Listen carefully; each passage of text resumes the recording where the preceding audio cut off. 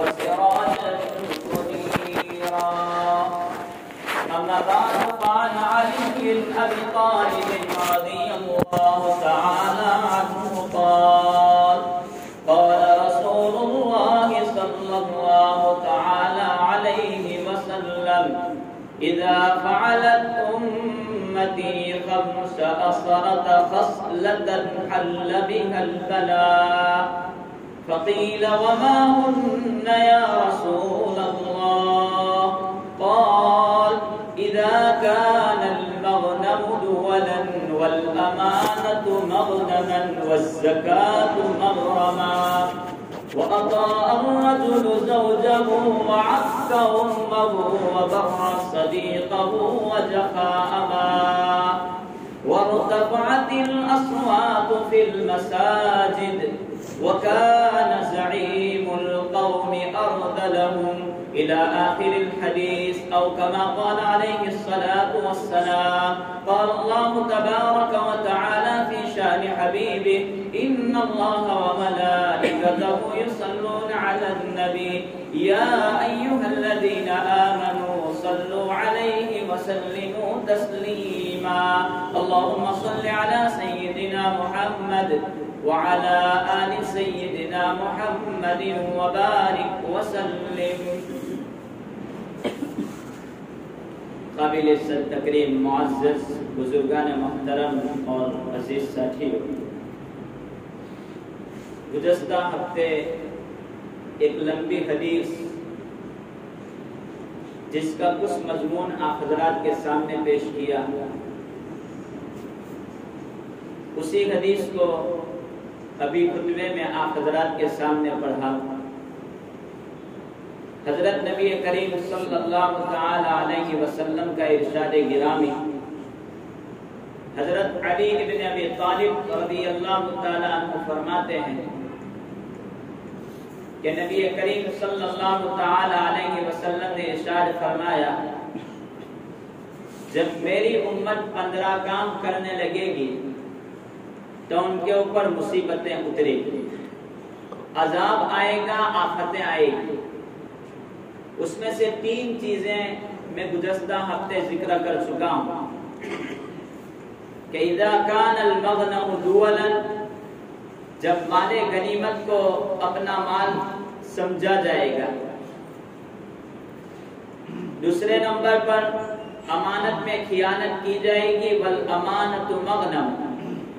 اور تیسرے نمبر پر والزکاۃ مغرمہ، زکات کو ٹیکس سمجھا جائے گا، منہ چڑھا کر کے دی جائے گی یا دادا گیری کی جائے گی غریب کے ساتھ. کچھ وضاحت اس کے متعلق ہو چکی. چوتھی چیز کے متعلق بات چل رہی تھی وَأَطَاعَ الرَّجُلُ زَوْجَتَهُ وَعَقَّ أُمَّهُ وَبَرَّ صَدِيقَهُ وَجَفَا أَبَاهُ. یہ 4 چیزیں عامةً ساتھ میں ذکر کی جاتی ہیں کہ آدمی اپنی بیوی کا کہا مانے گا اور اپنی ماں کی نافرمانی کرے گا، اپنے دوستوں کے ساتھ اچھا سلوک کرے گا اور اپنے باپ کے ساتھ بے رخی کرے گا، منہ پھیر کر کے بھاگے گا. یہ 4 چیزیں عامةً ساتھ میں ذکر کی جاتی ہیں. اور آج کل یہی حالت پیش آ رہی. حال یہ ہے کہ نبی کریم صلی اللہ تعالی علیہ وسلم کا ارشاد گرامی حضرت عبداللہ ابن عباس رضی اللہ تعالی عنہما فرماتے ہیں کہ نبی کریم صلی اللہ تعالی علیہ وسلم نے ارشاد فرمایا، اگر کوئی بندہ فرمانبرداری کے ساتھ، محبت کے ساتھ، رحمت کے ساتھ اپنے ماں باپ کی طرف دیکھے گا، اللہ رب العالمین اس کو ایک حج مبرور کا ثواب عطا فرماتے ہیں. صحابہ رضی اللہ تعالیٰ عنہ نے سوال پوچھا، او اللہ کے رسول صلی اللہ علیہ وسلم، وَإِن نَظَرَ كُلَّ يَوْمٍ 100 مَرَّةٍ، اگر کوئی دن میں 100 مرتبہ دیکھے گا تو اس کو 100 حج کا ثواب ملے گا؟ حضرت نبی کریم صلی اللہ تعالی علیہ وسلم نے ارشاد فرمایا اللہ کا خزانہ بہت بڑا ہے، ہمارا خزانہ ختم ہو جائے گا، اگر 100 مرتبہ رحمت کی نگاہ سے دیکھے گا تو اللہ تبارک و تعالی 100 مرتبہ حج مبرور کا ثواب اسے مرحمت فرماتے ہیں۔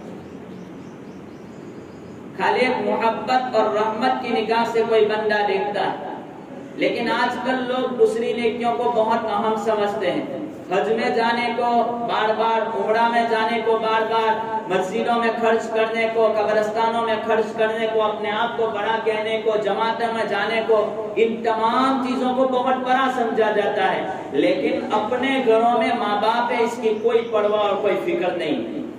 اور آج کل ماڈرن زمانے میں اب تو اولڈ ہاؤس ہو چکے، دوسرے ملکوں میں تھے، اب تو ہمارے ملک میں سورت میں بھی پارسی لوگوں کا گھردہ گھر آ چکا ہے۔ ایک مسلمان کا واقعہ ہے کہ اس کے باپ کا انتقال ہوا، اولڈ ہاؤس سے فون کیا گیا کہ تیرے باپ کا انتقال ہو چکا، کیا کرنا ہے؟ کہا کہ میرے پاس میرے باپ کو دفنانے کا وقت نہیں ہے، آپ اس کو دفن کر دو، وہ خرچہ بھی میں آپ کو بھیج دیتا ہوں۔ حالت یہاں تک پہنچ چکی۔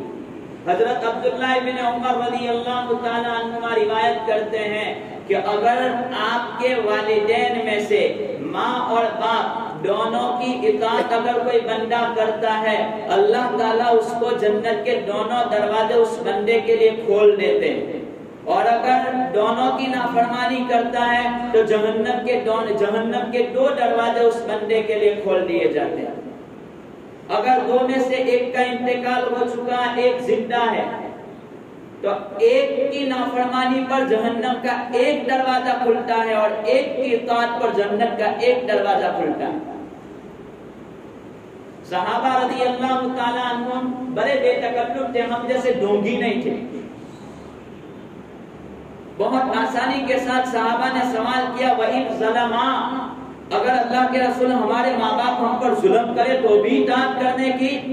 حضرت نبی کریم صلی اللہ تعالی علیہ وسلم نے فرمایا وَإِن ظَلَمَا وَإِن ظَلَمَا وَإِن ظَلَمَا، اگر تجھ پر ظلم کرے پھر بھی تیرے لیے شریعت نے ماں باپ کے اوپر کوئی حق رکھا نہیں کہ تم سے بدلا لے۔ حضرت ابو ہریرہ رضی اللہ تعالی عنہ دوڑتے ہوئے اللہ کے رسول صلی اللہ علیہ وسلم کے پاس آئے اور آ کر کے عرض کیا اللہ کے رسول صلی اللہ تعالی علیہ وسلم، میری ماں نے مجھے گھر سے نکال دیا۔ کہا کیا؟ کہا تیرا اور تیری ماں کا مسئلہ ہے، اس میں تو میں کچھ نہیں کہہ سکتا۔ کہا میری ماں اب کا کلمہ نہیں پڑھتی، میں کلمہ پڑھ چکا۔ میری ماں نے کہا اگر تو محمد کا انکار کرے تو تو اس گھر میں آ سکتا ہے، ورنہ تو اپنے گھر سے نکل جا۔ میں کیا کر سکتا ہوں؟ شریعت میں اس کی کوئی اجازت ہے؟ کہا کوئی رخصت نہیں ہے، تیری ماں کی اطاعت کر، تیرے لیے کوئی راستہ نہیں۔ کہا کہ آپ اتنا تو کر سکتے ہیں 2 ہاتھ اٹھا کر کے کہ میری ماں کے لیے ہدایت کی دعا کر دیں۔ ادھر رسول پاک صلی اللہ علیہ وسلم کے ہدایت کے لیے ہاتھ اٹھے دعا کے لیے، ابو ہریرہ گھر پر بھی نہیں پہنچے تھے، ماں کو ہدایت مل چکی تھی۔ تو ماں باپ دنیا میں ایک ایسا مقام ہے کہ جس پر کوئی چیز رکھی نہیں، کوئی بدلہ نہیں۔ وَإِن ظَلَمَا، دیوبند کا ایک واقعہ لکھا ہے کہ ایک مولانا لکھتے ہیں، مفتی احمد صاحب خانپوری نے اپنی کتاب میں مواعظ میں اس واقعے کو نقل کیا ہے کہ ایک باپ، ایک دکان ہے، یہ دکان میں کئی سالوں سے پہلے سے دیکھتا چلا آ رہا ہوں کہ یہ دکان ہے۔ اس دکان پر ان کی نسل در نسل لوگ بیٹھتے ہیں اور چلتے ہیں۔ تو ایک آدمی کو میں نے دیکھا کہ بیٹھا ہوا ہے دکان پر، اس کا بیٹا آیا، اس کو اتار کر کے اس کو نالی میں رکھ دیا۔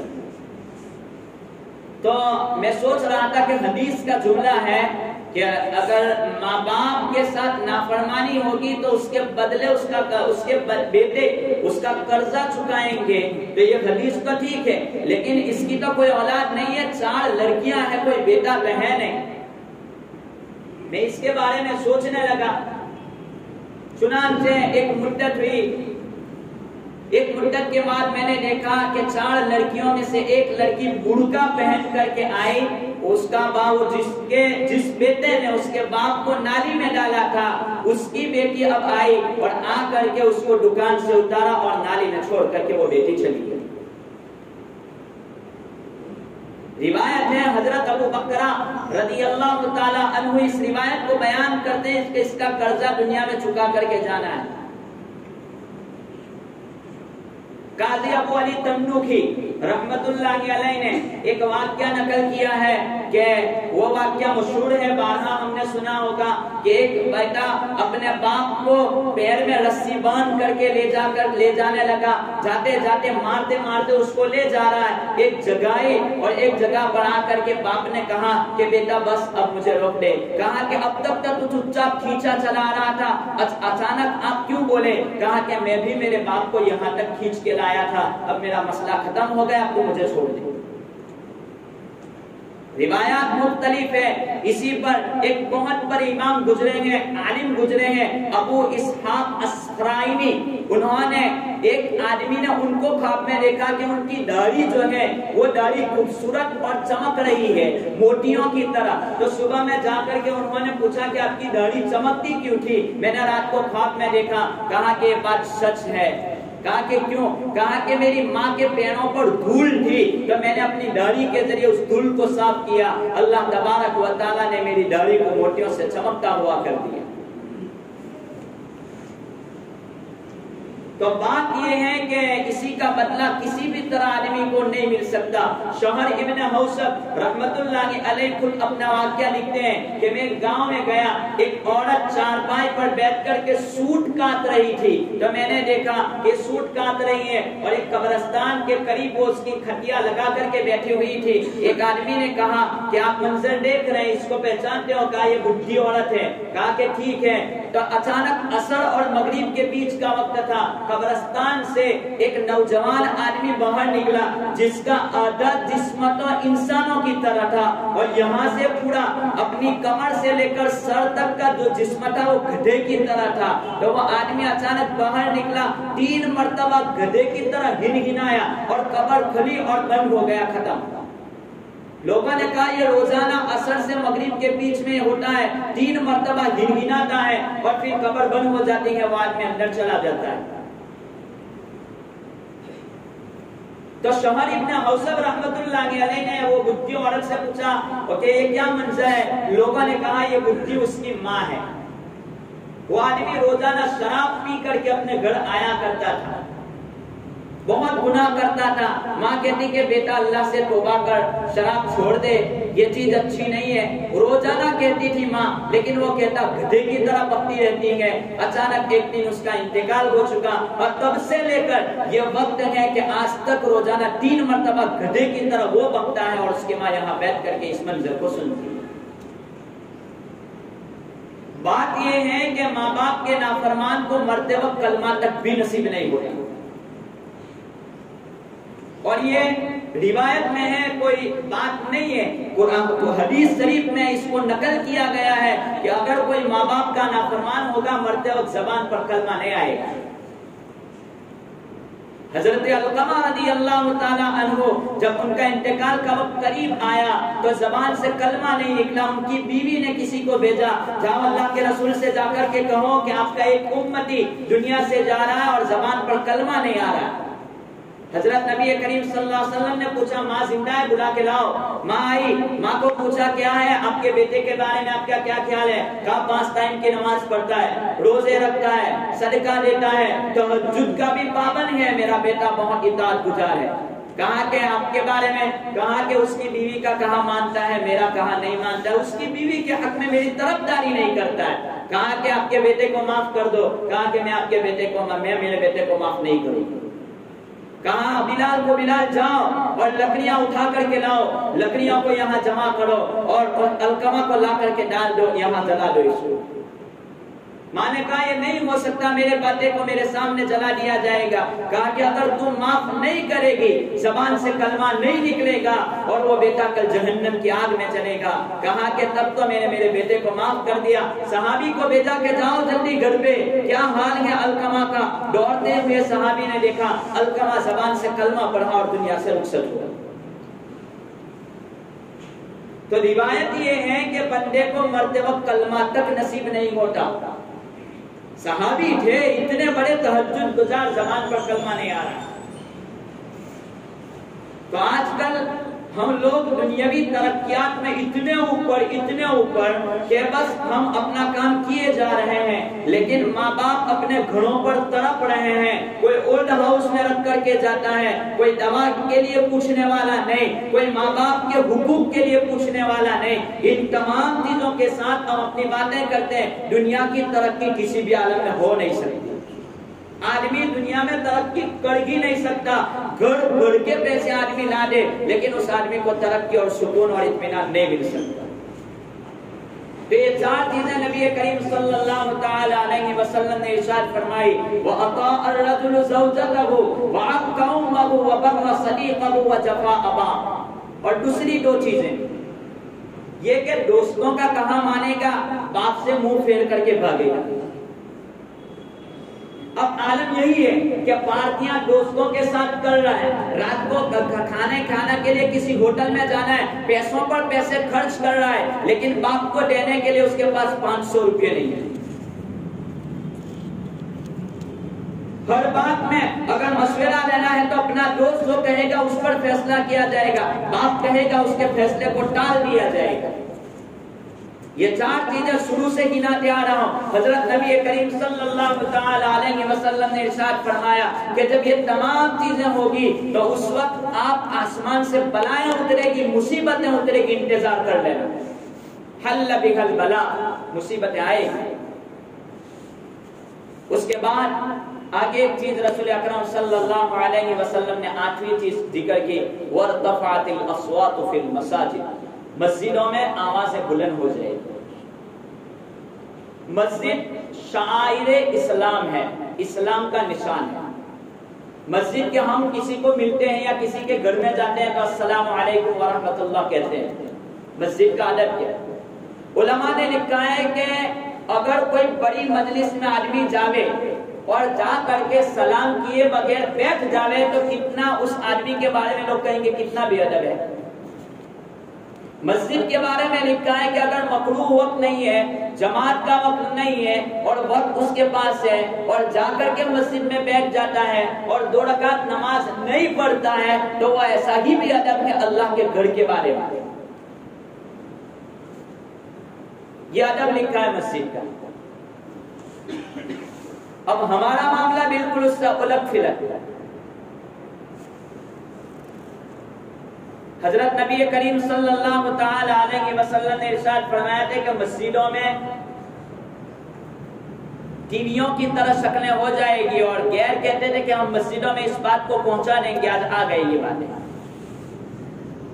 رنگ بند کرنے کے لیے کوئی آدمی اپنے موبائل کی رنگ بند کرنے کے لیے مسجد میں آتے وقت تیار نہیں ہے، اور اس پر میں آگے بھی ایک مرتبہ واقعہ سنا چکا ہوں کہ ایک اباہا صحابی رسول کریم صلی اللہ علیہ وسلم کی مجلس میں آئے اور آ کر کے وہ صحابی سے لوگوں نے پوچھا کہ آپ کے پیر ایسے کیسے؟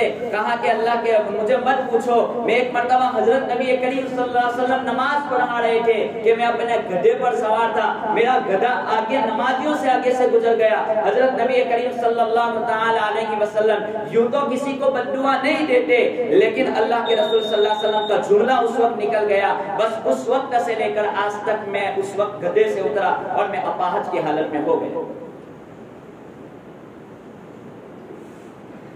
اس کے ساتھ ساتھ ایک اور بات عرض کر دوں، مسجد کی اطاعت کے ساتھ اگر ہم اپنے گھروں کو آباد کرنا چاہتے ہیں تو اللہ کے گھر کو آباد کرنا پڑے گا۔ اگر ہم اللہ کے گھر کو ویران کریں کہ ہمارا گھر کبھی آباد نہیں ہو سکتا۔ ہم چاہتے ہیں کہ میرے گھر میں صوفے ہو، میرے گھر میں کرسیاں ہو، میرے گھر پر اچھا اچھا کھانا ہو، میرا گھر بہترین لگے، سکون لگے، زندگی عافیت والی بنے۔ ہو ہی نہیں سکتا جب تک کہ اللہ رب العالمین کا گھر آباد نہیں ہوگا، اپنے گھروں میں آبادی نظر نہیں آئے گی۔ باوجود سامان کے، باوجود صوفہ کرسیوں کے، رات کو نیند نہیں آئے گی، کروٹیں بدلے گا، کہیں بیماریوں کے دہانے پر ہوگا، دن کٹے گا تو رات نہیں کٹے گی، رات کٹے گی تو دن نہیں کٹے گا۔ ہو ہی نہیں سکتا کہ اللہ کا گھر ویران ہو اور اپنا گھر آباد ہو جائے، ہو نہیں سکتا۔ اگر تجربہ کرنا ہو تو دونوں تجربے کر کے دیکھ لیں، اللہ کے گھر کو 5 وقتہ نمازوں سے آباد کر کے بھی اپنے گھر کی حالت دیکھ لیں، اور 5 نمازوں کو چھوڑ کر کے بھی اپنے گھر کی حالت کو دیکھ لیں۔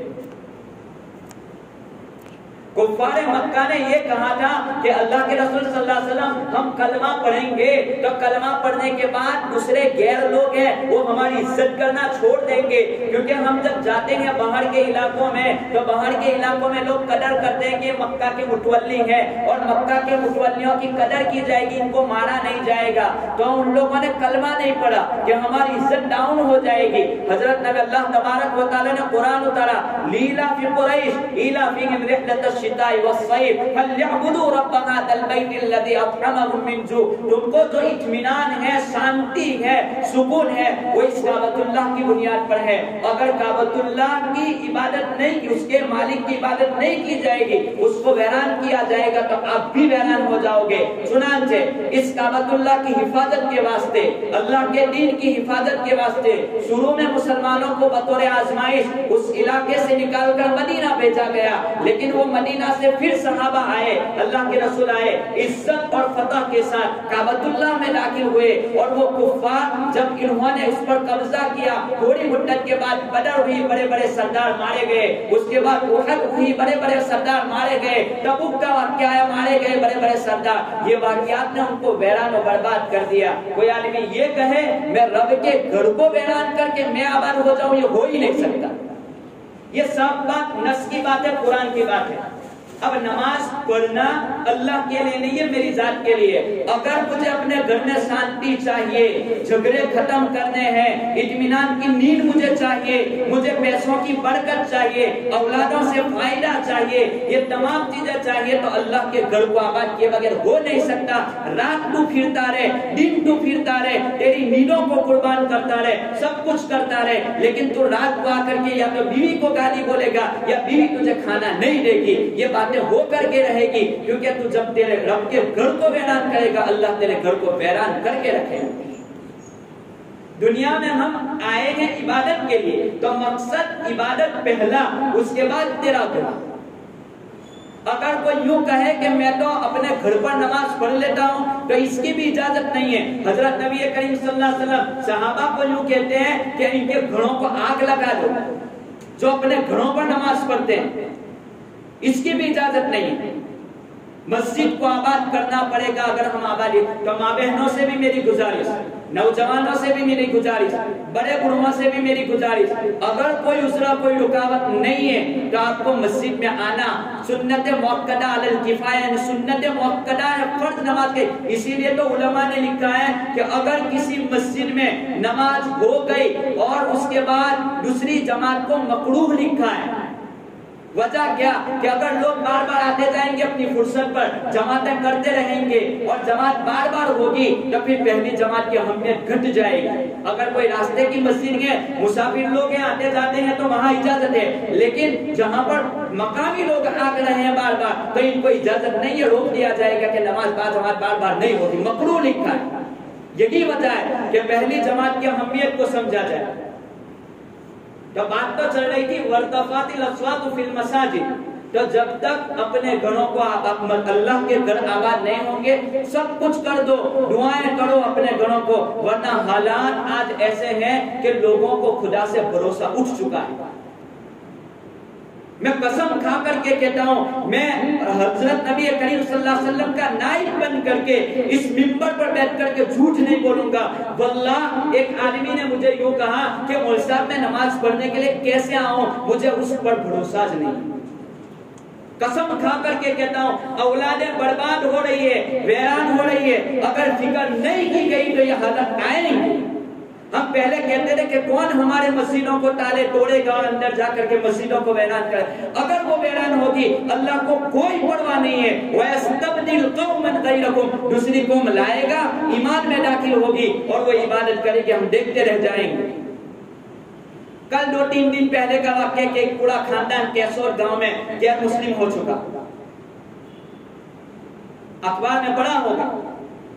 وہ یہ کہہ رہا کہ مجھے کسی بھی طرح اطمینان نہیں ہو رہا، میں نماز بھی پڑھتا ہوں، خیال ہوتا ہے یہ ہوگا کہ ہم دعائیں کریں گے اور کام ہو جائے گا، میں نماز پڑھوں گا اللہ جنت دے گا۔ اتنا بھروسہ اٹھ چکا ہے، ٹیکنالوجی، موبائل اور اولادوں کو دنیا میں اتنے گھسا دیا کہ نماز، مسجد اور اللہ کی ذات پر بھروسہ ختم ہوتا جا رہا ہے۔ اس لیے فکر کریں، 5 وقتہ نمازیں مسجدوں میں ادا کریں، اپنی اولاد کو لائیں اور ان کو کہو کہ نماز ادا کرو، ورنہ کل روتے رہ جائیں گے، قبر ہمارا جنازہ ہوگا، اولاد سامنے کھڑی ہوگی، یہ کہیں گے، اور میں کہہ چکا کہ جب بندہ مرتا ہے تو اس کی روح فرشتے گٹھیری میں رکھ کر کے دکھاتے ہیں کہ دیکھ تو مر گیا، تو نے پیچھے کیا چھوڑا۔ اگر اولاد ایسی چھوڑی تو وہ کہے گا کاش کہ اس کو کچھ کروا دیتا، دین کی کچھ سمجھ دے دیتا، کہ وہ میری قبر پڑا کر کے رو لیتا، میرے لیے دعائیں کر دیتا۔ یہی بات ہے کہ اسی لیے کہ آدمی اگرچہ مولوی نہ بناوے، حافظ نہ بناوے، کم سے کم اتنے درجے کا ایمان تو دے دے کہ اس کا ایمان بچ جاوے، اللہ پر بھروسہ کر کے دنیا سے جائے۔ باقی باتیں بہت ساری ہیں، دعا کریں اللہ تبارک و تعالی ان باتوں پر ہمیں عمل پیرا ہونے کی توفیق عطا فرمائے۔ اسی مضمون کو آئندہ انشاءاللہ پورا کیا جائے گا۔ ایک اعلان یہ کرنا ہے کہ عامةً دیکھا جاتا ہے کہ جب نماز امام کے ساتھ ہم پڑھتے ہیں تو اس وقت اللہ اکبر لوگ نہیں پڑھتے، حالانکہ اللہ اکبر کہنا فرض ہے، ورنہ نماز شروع نہیں ہوتی۔ چاہے اکیلے نماز پڑھو یا امام کے ساتھ، اللہ اکبر اپنی زبان سے بولنا ضروری ہے، ورنہ نماز شروع نہیں ہوتی۔ یہ مسئلے سے بہت ناواقف ہے۔ دوسری چیز، قرآن پڑھتے ہیں تو من میں نماز نہیں ہوتی، قرات فرض ہے، امام کے ساتھ کا مسئلہ ہی نہیں ہے۔ لیکن تنہا بہت سارے لوگوں کو میں دیکھتا ہوں کہ وہ پڑھتے ہوں گے اندر من میں قرآن پڑھنا یہ تصور قرآن ہے، قرآن کا خیال ہے، اور خیال سے پڑھا ہوا نہیں کہا جا سکتا۔ اس کے لیے کم سے کم درجہ لکھا ہے فتویٰ اس پر کہ کم سے کم درجہ ہونٹ ہلنے ضروری ہے۔ بہت سارے لوگوں کو دیکھیں گے کہ ہونٹ نہیں ہلتے، ایسے ہی بس تصور کر لیا پوری نماز ختم، نماز نہیں ہوتی۔ کم سے کم درجے میں ہونٹ ہلنے چاہیے، اس پر دھیان دے۔ باقی انشاءاللہ آئندہ اللہ تعالیٰ عمل کی توفیق عطا فرمائے۔